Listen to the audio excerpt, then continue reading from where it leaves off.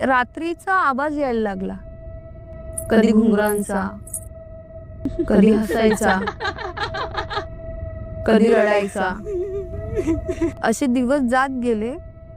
एक रात्री एवढा आवाज यायला लागला, तिची सासू आहे ना ती उठली आणि बघायला लागली की आवाज येतो कुठून आहे.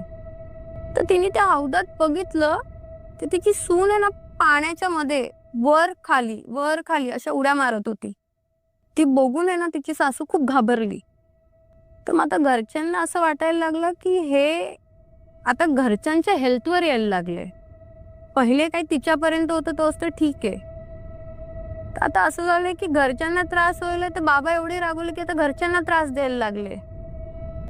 तर घरच्यांनी ठरवलं जे पीर बाबा आहे ना त्यांना आपण बोलवूया. कारण त्यांना असं वाटत होतं की हे पीर बाबा जर त्रास देईन तर माझ्या नवऱ्याला त्रास होईल.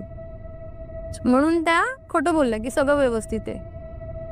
मग पीर बाबा जोरात ओरडले आणि रागाने विचारलं, खरं खरं सांगा, सगळं व्यवस्थित आहे ना?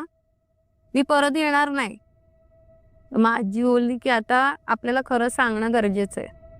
ते बघितलं की बाबा पूजा विधी करतात ते, त्याची बायको एका कोपऱ्यात भिंतीला चिपकून जोर जोरात ओरडते, रडते, हातपाय जमिनीला मारते.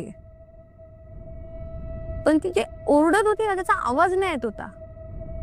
ते दिसत होतं त्याला की ती ओरडते पण आवाज नाही येत होता.